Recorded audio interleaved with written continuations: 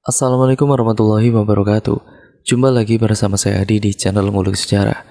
Pada video kali ini saya akan kembali lagi membacakan suatu kisah misteri nih. Yang kali ini masih tetap berjudul Pitong Tino. Nah, cerita pada kali ini memasuki part yang keempat ya teman-teman. Cerita pada kali ini masih tetap ditulis oleh Mas Andi Yuda. Nah, nantinya kalian juga bisa mengunjungi thread ataupun webpage beliau secara langsung. Yuk, daripada kita lama-lama, kita langsung saja menuju ke kelanjutan ceritanya.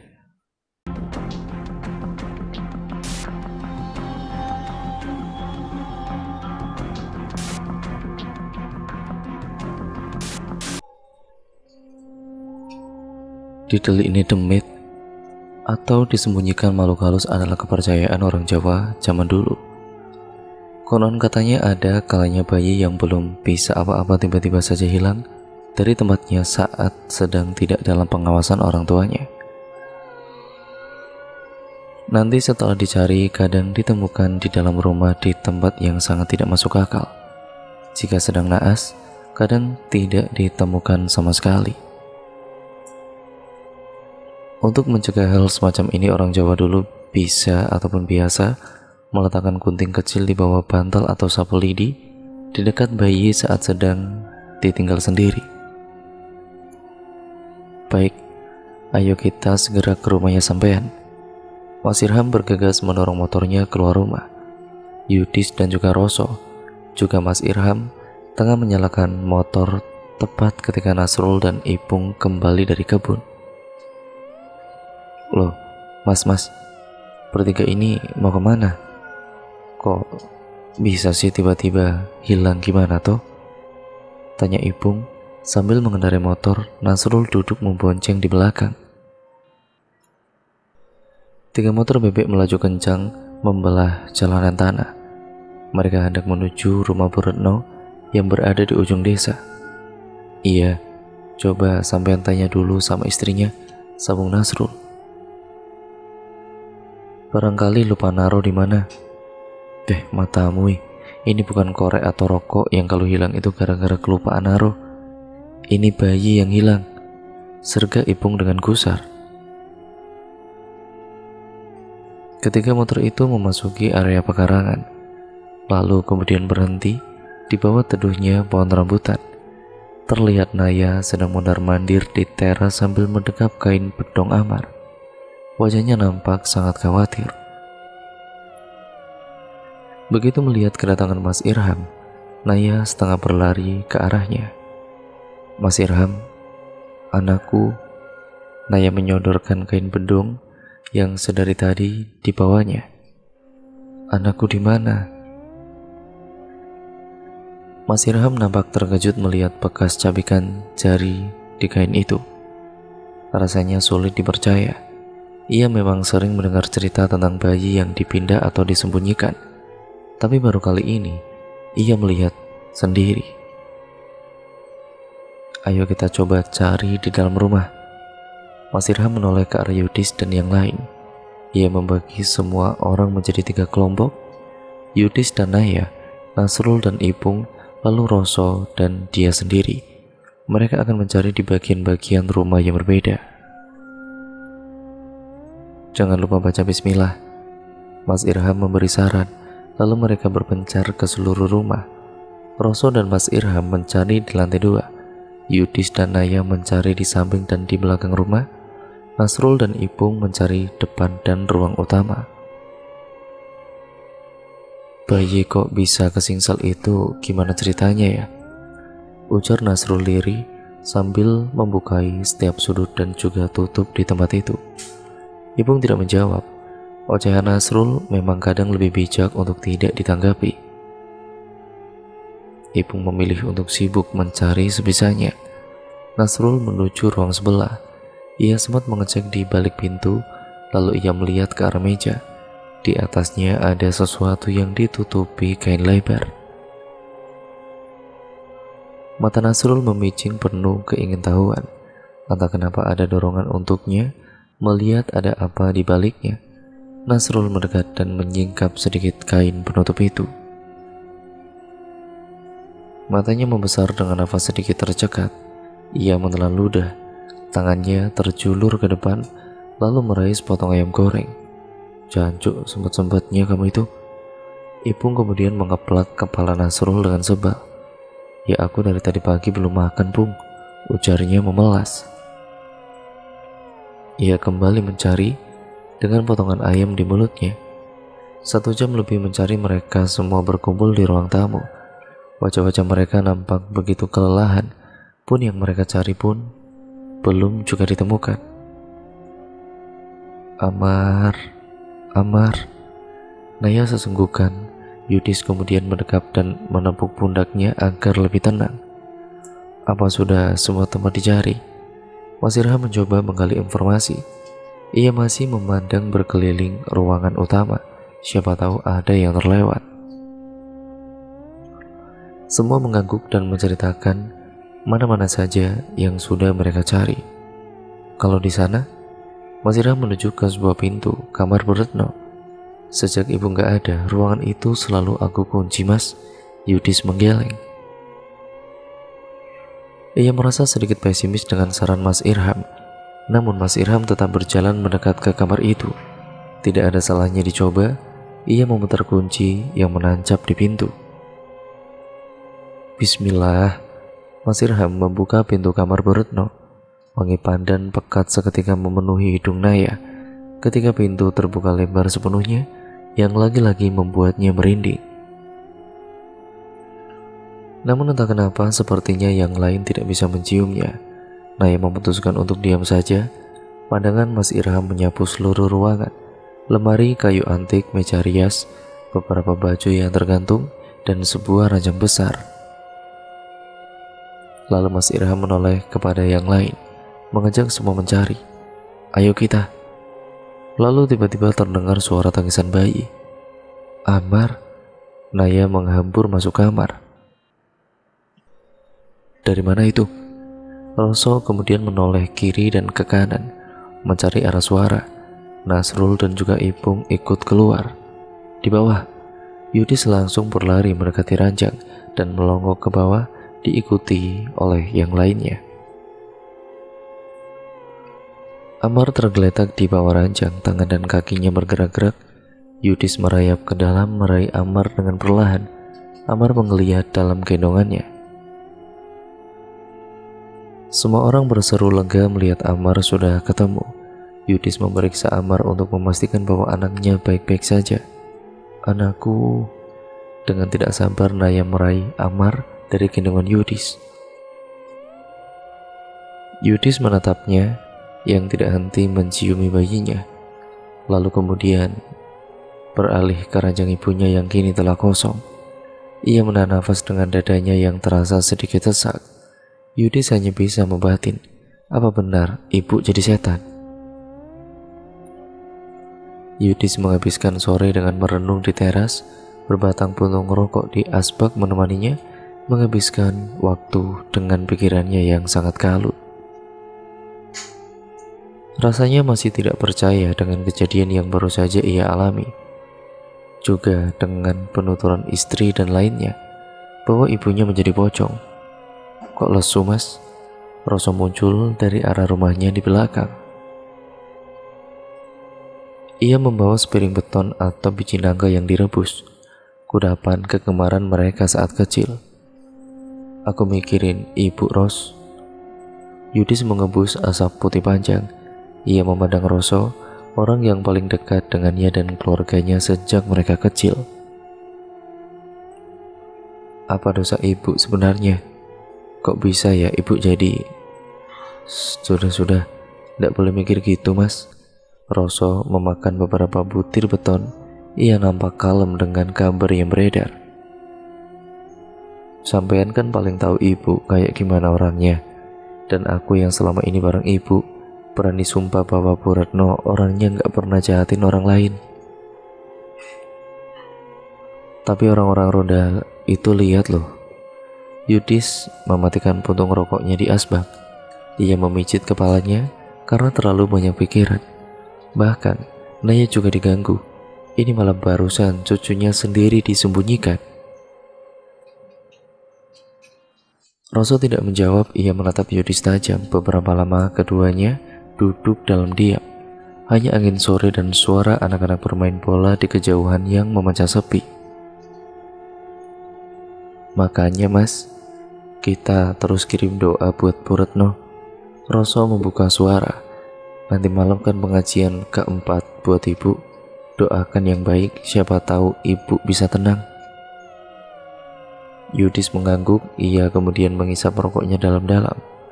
Ia bersyukur bahwa ia masih memiliki orang sebaik Roso, sahabat masa kecil yang sudah seperti saudaranya sendiri. Yudis berada di pojok dengan ponsel menempel di telinganya. Ia tengah menerima panggilan dari atasannya yang marah besar mengenai kinerja Yudis.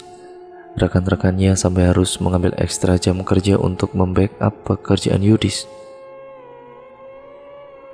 Yudis hanya bisa meminta maaf berkali-kali, sementara beberapa orang di dalam rumah tengah melakukan acara kiriman doa. Pengajian di hari keempat juga berjalan dengan lancar. Namun karena berita mengenai penampakan Bu Retno yang beredar, hanya sedikit orang yang mau hadir di situ. Mereka lebih memilih berada di rumahnya masing-masing. Setelah petang desa Pekopenan serasa desa mati. Jalan begitu lengang dan rumah-rumah sudah menutup pintu. Jam 9 malam Yudis melakukan packing semua barang-barangnya. Sementara Naya berbaring di ranjang sambil menidurkan Amar. Besok pagi mereka akan kembali ke Surabaya. Pergi dari semua ini, Yudis telah menyelesaikan packing semua barangnya ketika awan hitam mulai menggelayut. Bintang-bintang dan bulan yang tadinya terlihat berterbangan ataupun bertebaran, kini telah tersembunyi di balik awan. Yudis berjalan ke teras dengan sebatang rokok terselip di bibir. Ia memandang sekitar, menyapu semua hal di sini yang seharusnya menjadi nostalgia indah masa kecilnya, tapi justru kini menjadi mimpi buruk, sangat-sangat buruk baginya. Perlahan rintik hujan turun membasahi seluruh pekarangan. Aroma tanah kering yang bercampur dengan air menyeruak memenuhi area sekitar. Nggak istirahat dulu mas? Naya keluar dengan secangkir kopi panas di tangannya. Ia baru saja merebus air panas untuk termos Amar sekalian membuat kopi untuk suaminya. Besok pagi kita balik ke Surabaya loh. Taruh aja di situ. Yudis memandangi air yang berjatuhan dari atap teras. Ia sedang tidak terlalu ingin berbicara dengan siapapun. Naya tersenyum, ia meletakkan cangkir kopi di atas meja. Mas Yudis, kamu dan cedas. Bersama dengan cahaya kilat yang menyambar di wilayah desa Pekopenan sekilas, tiba-tiba semua lampu di rumah padam. Kegelapan menyelimuti seluruh tempat itu. Aduh, listrik padam ya? Seru Naya setengah panik. Yudis menoleh ke arah rumah Roso, listriknya menyala. Enggak, cuma rumah ini doang. Yudis bergegas menuju motor Supravit di samping teras. Kuncinya masih menancap di sana. Ia membuka jok dan mengambil mantel, kelelawar, dan sebuah senter kecil. Aku mau cek sekring dulu, Nay, ujar Yudis menyalakan senter. Naya yang berada di dekat meja teras hanya mengangguk. Yudis menutupi dirinya dengan mantel dan berjalan menuju tempat sekring yang berada di samping rumah. Ah, anjir. Yudis mengumpat pelan. Beberapa kali ia mencoba menaikkan tuas sekring, tapi listrik tidak mau menyala. Mungkin ada konsleting atau kabel yang terkelupas. Masalah klise untuk rumah kuno, namanya saja rumah dari zaman Belanda. Ia akan mengeceknya besok pagi, tidak saat ini. Di malam hari dengan hujan berangin seperti ini sambil menutupi kepala, ia setengah berlari menembus derasnya air menuju rumah. Angin yang bertiup menggoyangkan dedaunan pohon rambutan tua di halaman depan. Begitu sampai di teras, Yudis melepas mantelnya dan meletakkannya begitu saja di meja. Ia mengibas-ngibaskan bajunya yang agak basah, lalu melangkah masuk ke rumah. Nay, Yudis kemudian memanggil istrinya. Ia menyorotkan senter ke sekeliling. Naya, tidak ada jawaban. Yudis berjalan perlahan. Ia berjalan pelan agar tidak terpleset oleh tetes air dari celananya. Ruangan itu benar-benar gelap total. Ia memeriksa dapur dan ruang makan tapi tidak ada siapapun. Kemana istrinya? Oe, oe. Suara tangis memecah membuat Yudis tersentak. Itu suara tangis Amar. Dengan bergegas Yudis melewati ruang tamu menuju kamar. Begitu berbelok dari ruang tamu, senternya menyorot sesosok perempuan berambut panjang yang berdiri tidak jauh darinya. Wah, anjir. Sekali lagi ia mengumpat. Bikin kaget aja kamu. Naya tengah berdiri di depan pintu kamar. Ia nampak mematung, menatap ke arah dalam. Suara tangis Amar masih saja terdengar. Kamu kenapa, hei? Yudis kemudian mendekat penuh keheranan dengan tingkah istrinya itu. Amar nangis tuh. Naya menoleh ke arah Yudis. Mulutnya terbuka, tapi tidak ada suara. Tangannya terangkat pelan, gemetaran menunjuk ke dalam. Amar menangis makin kencang. Apa sih? Tanya Yudis setengah sebal. Ia kemudian mempercepat langkahnya menuju kamar. Begitu sampai di pintu, sorot senternya itu menerangi ruangan itu. Yudis membelalakan mata, nafasnya tercekat. Dilihatnya Amar tengah menangis di tengah ranjang. Kakinya menendang-nendang boneka monyetnya. Di sudut ranjang berdiri sosok makhluk yang seluruh tubuhnya terbungkus kain. Kain berwarna putih yang nampak kotor oleh tanah lumpur. Kain di bagian wajahnya sedikit terbuka, dengan rambut putih panjang yang sedikit menjuntai. Nampak kapas kecil masih menempel di lubang hidungnya. Makhluk itu berdiri dengan kepala yang bergoyang-goyang pelan. Ikatan kepalanya berayun seirama dengan gerakannya. Ia bernyanyi parau untuk Amar yang tengah menangis. Nyanyian yang sangat dikenal oleh Yudis. Tak lelo, lelo ledung. Senter di tangan Yudis terjatuh ke lantai. Ia menatap lekat sosok berkain putih itu. Bibirnya bergetar seakan tidak percaya dengan apa yang dilihatnya. Ia tidak ingin percaya, sebab sosok itu sangat dikenalnya pada kala itu. Ibu, sosok Bu Retno menoleh ke arah Yudis. Ia menyeringai lebar dengan gigi hitam berlendir. Lalu jendela di belakang Bu Retno menjeblak terbuka lebar. Sosok itu melompat setengah melayang melesat keluar dari jendela, meninggalkan bau bangkai yang busuk memenuhi kamar. Hihihi. Suara cekikikan terdengar selama beberapa saat. Naya bergegas menuju ranjang dan memeluk Amar yang menangis. Ia beristighfar berkali-kali sambil menggendong bayinya. Yudis hanya bisa berdiri terpaku, bukan karena rasa takut, tapi karena rasa sedih yang teramat dalam. Apa salah ibu ya Tuhan? Kenapa ibu jadi seperti itu? Roso, aku minta tolong malam ini kita nginep di sini. Seloroh Yudis ketika Roso baru membuka pintu. Kenapa ini malam-malam? Roso nampak sangat kaget saat melihat Naya, Amar dan Yudis berada di depan pintu rumahnya. Ia melihat ke arah rumah utama. Loh, di sana mati listrik ya? Yudis mencengkeram lengan baju Roso. Ibu Ros, aku lihat ibu. Aku lihat dengan mata kepalaku sendiri. Roso menoleh ke arah Naya. Nampak jelas rasa ketakutan di wajahnya. Ini serius. Oke. Roso mempersilahkan semua untuk masuk ke ruang utama. Ia pergi ke dapur untuk mengambil air minum untuk Yudis dan juga Naya. Cuk. Yudis kemudian mengempaskan dirinya di sandaran kursi ruang tamu. Ia nampak sangat lelah. Kejadian hari ini terlalu berat untuk ditelan. Masalah pekerjaan, bayinya hilang dan baru saja ia dihantui oleh ibunya sendiri.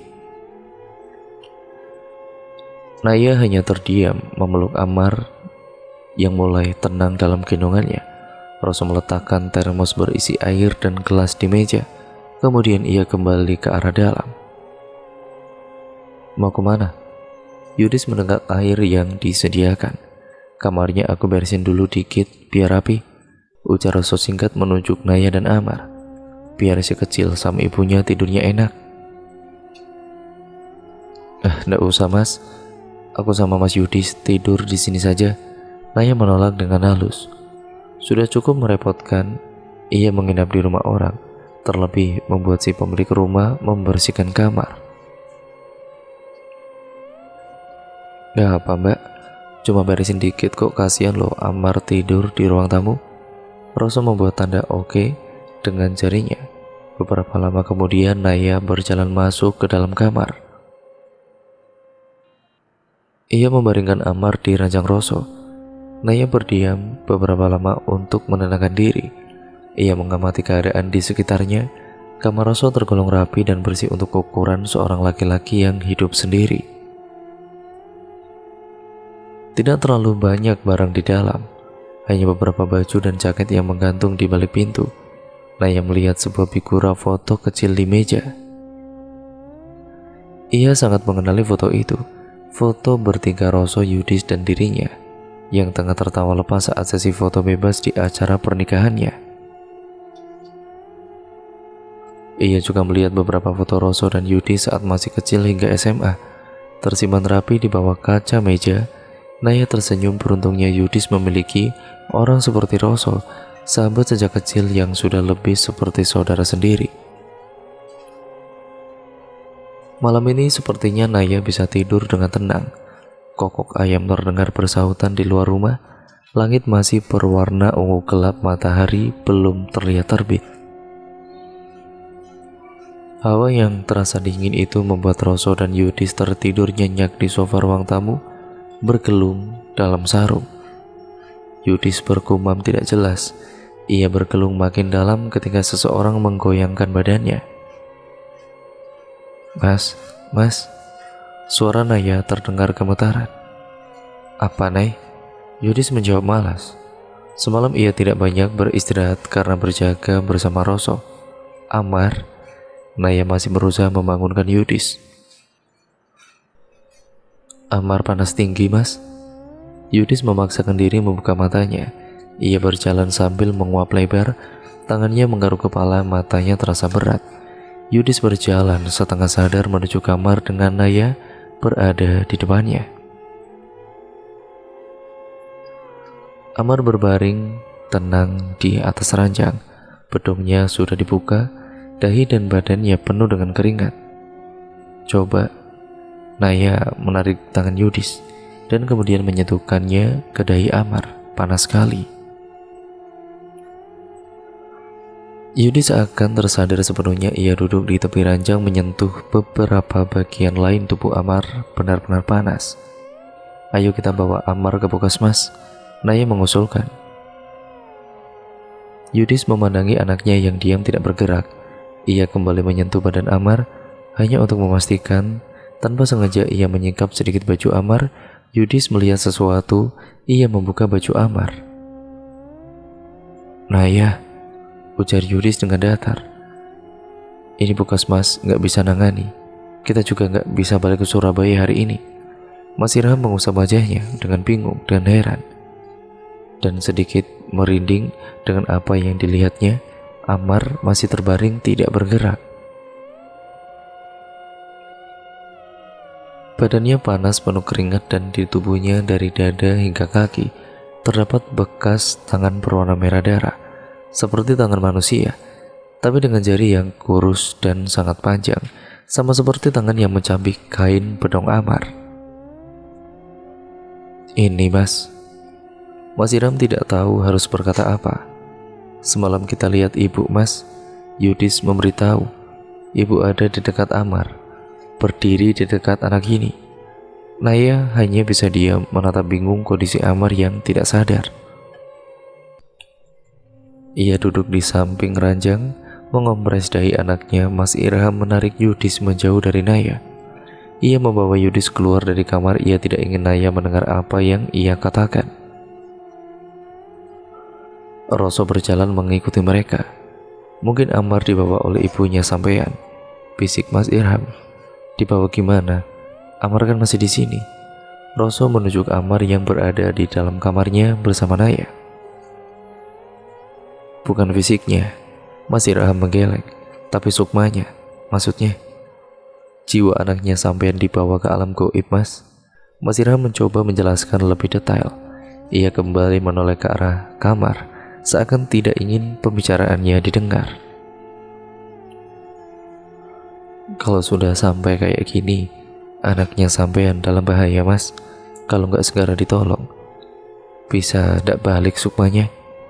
Dengan kata lain, Yudis tidak melanjutkan kalimatnya. Ia sungguh tidak ingin mengucapkan satu kata itu. Mas Irham mengangguk pelan. Ya terus, aku harus gimana, Mas? Yudis memelas. Sudah cukup duka saat ia kehilangan ibu, jangan sampai ia kehilangan Ammar juga. Aku coba hubungi dosenku di kampus dulu, Mas. Dosenku paling paham dengan urusan begini. Mas Irham berjalan keluar. Ia nampak menekan tombol nomor di ponsel dan menelepon seseorang. Bersamaan dengan itu ponsel Yudis berbunyi, semua pesan SMS masuk dari rekan kantornya. Cuk, nanti wae, iki bos ngamuk-ngamuk iki. Kerjaan kehambat banget ini. Yudis mengucap wajahnya dan dengan kebingungan. Ia tahu bahwa ia sudah terlalu lama tidak masuk kantor. Ia banyak pekerjaannya yang terbengkalai. Namun di sini ada yang juga tidak bisa ditinggal. Nyawa anaknya dalam bahaya. Yudis menyandarkan kepala ke tiang di teras. Ia benar-benar lelah. Ada apa sebenarnya? Kenapa ibunya harus menjadi seperti itu?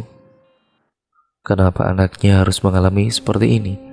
Roso mendekat memijit pundak Yudis. Sing sabar ya, Mas. Kata dosenku lebih baik diadakan acara ngaji, Mas. Ujar Mas Irham yang selesai dengan panggilan teleponnya. Bukannya tiap malam kita sudah ngadain acara ngaji? Roso masih memijiti pundak Yudis. Niatnya beda, Mas. Ini kita ngaji buat Ammar. Mas Irham membaca pesan SMS dari dosennya. Ia memicingkan mata membaca pesan tersebut.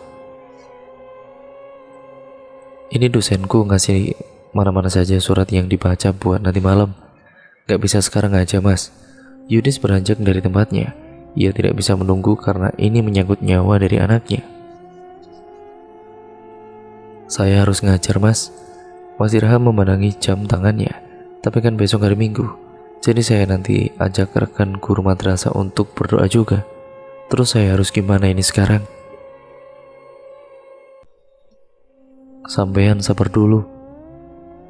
Malam jam 9, suasana di rumah almarhumah Bu Retno nampak sedikit lebih ramai daripada biasanya. Mas Irham dan beberapa guru madrasah sudah bersiap di ruang utama. Kopi, teh panas, dan beberapa cemilan sudah tersedia untuk menemani mereka melakukan doa bersama. Beberapa warga desa seperti Ipung, Pak Taufik, Nasrul juga terlihat berada di ruangan. Naya memakai mukena bersandar di tembok dengan Ammar yang terbaring tidak bergerak di pangkuannya. Roso dan Yudis berada di sebelah Naya. Semua orang di rumah itu berkumpul di ruang utama. Baiklah bapak-bapak, Mas Irham membuka suara. Ia memandang serius ke arah semuanya. Sebelum pembacaan doa dimulai, saya minta semua sudah mensucikan diri. Semua yang ada di ruangan itu mengangguk. Lalu dengan ucapan bismillah, Mas Irham mengawali acaranya. Mereka kemudian memulainya dengan pembacaan puji-pujian kepada Kanjeng Nabi Muhammad. Semua orang di situ nampak khusyuk mengikuti panduan dari Mas Irham.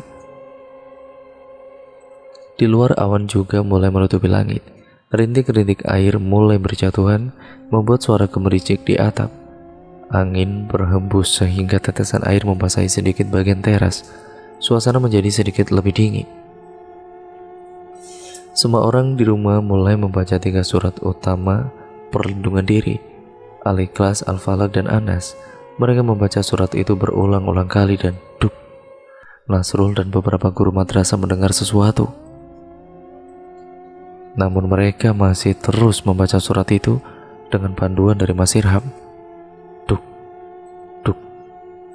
Di antara suara hujan dan bacaan, suara asing itu terdengar lagi, seperti ada yang sedang melompat-lompat di lantai 2. Lompatan yang pelan namun berat, hingga membuat suara keras, padahal tidak ada siapapun di sana. Beberapa orang tampak tidak fokus. Beberapa kali mereka menengok ke arah lantai 2 karena sangat penasaran. Dan cerita pun akhirnya berlanjut lagi ke part yang selanjutnya ya teman-teman. Nah, bagaimana ceritanya? Menurut saya benar-benar sangat seru untuk kalian nantikan kelanjutan ceritanya. Jadi tetap stay tune terus di channel Ngulik Sejarah. Terima kasih atas support kalian selama ini. Jangan lupa untuk kalian subscribe untuk kalian yang belum subscribe, serta like, komen, serta share video kali ini agar channel ini bisa berkembang menjadi channel yang jauh lebih baik lagi ke depannya. Sekian, terima kasih, kurang lebihnya mohon maaf. Sampai berjumpa di part yang selanjutnya dari video ini. Wassalamualaikum warahmatullahi wabarakatuh.